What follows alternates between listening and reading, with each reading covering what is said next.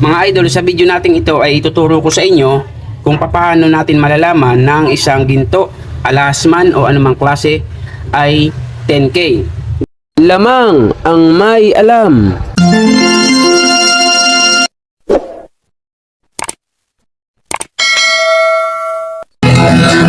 Ginto pila ang ibabaw ko, pagpilatis ng ginto eksperto ko.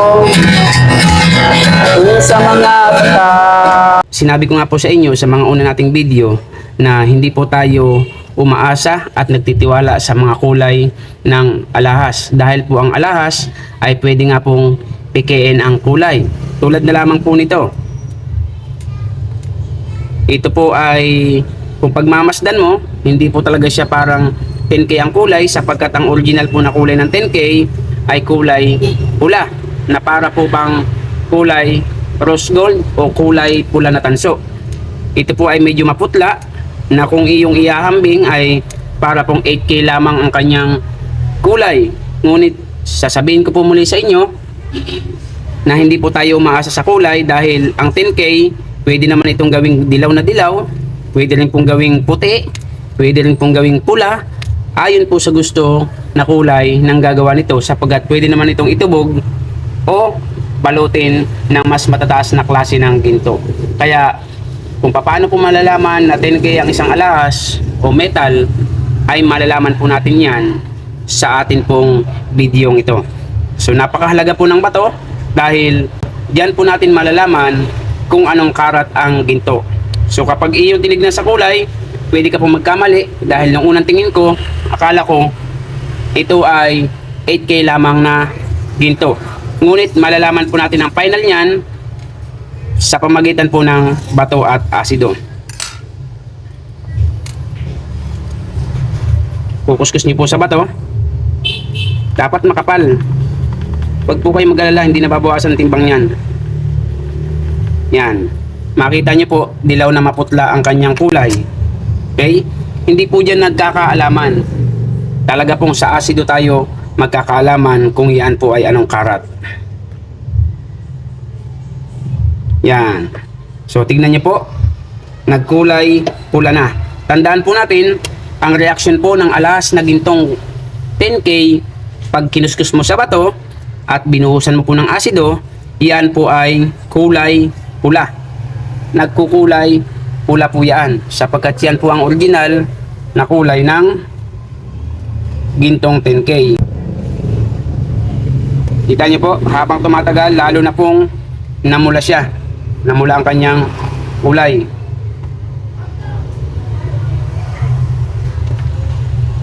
Yan. Tapos, para malaman po natin kung talagang 10K, kailangan bubuhusan niyo po ng asido itong pinakang items. Metal man yan, bar man yan, o alahas man yan. Kapag ito po ay kumulo, o may reaksyon, or umitim ng kahit kunti, yan po ay hindi 10K. Dapat po, ang reaction po ng 10K ay dalawa. May 10K po na kapag binuhusan mo ng asido ay pumupula yung items. May 10K naman na kahit buhusan mo po ito ng asido ay walang reaction. Hindi po siya pumupula. Steady lamang ang kanyang kulay. Tignan niyo po. Hindi po siya nagberde, walang reaction, kaya ibig sabihin hindi po yan 8K o mababang uri. Yan po ay 10K sapagkat kinumpirma po ng kulay sa bato na kulay pulang-pula, kaya po positive 10K ang gintong ito. So nawa po ay may natutunan kayo sa ating video, at sa mga bagong dating, kung nagustuhan nyo, pakisusulan nyo po ang ating channel, pakihit nyo po notification bell, lagay nyo pa yun upang lagi kayong update sa ating mga bagong videos. At kung nagustuhan nyo nga, paki-like and share. At kung may katanungan po kayo, comment po kayo sa ating comment section. Sa mga gustong mag-send na picture, meron na po tayong bagong FB page, More Than Treasure Solid, sapagkat nalock na po ang ating dating Facebook page. Marami pong salamat. See you in our next video. God bless po. Mayroon akong itatanong sa inyo, sa inyong lahat na nakikinig ng awit ko. Nais nyo ba na kayo ay matuto sa usapang alahas, pilak at ginto?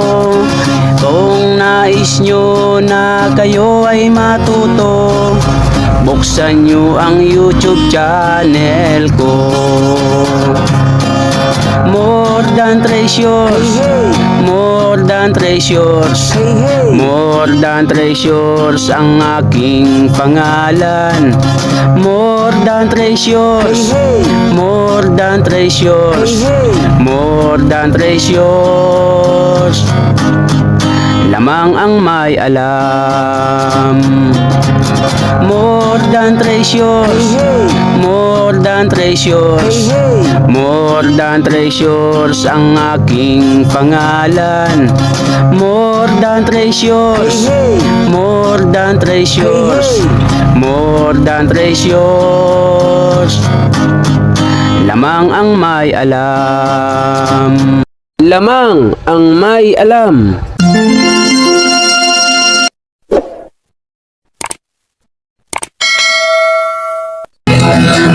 Ginto, pilak ang trabaho ko. Pag pilates ng ginto, eksperto ko. Kung sa mga kabisado ko, alam ko ang peke at totoo. Ako ay isang masayang ng ginto. Alam ko ang tunay at totoo. Kung usapan ay alas lang, yan ay kaya nating patunayan.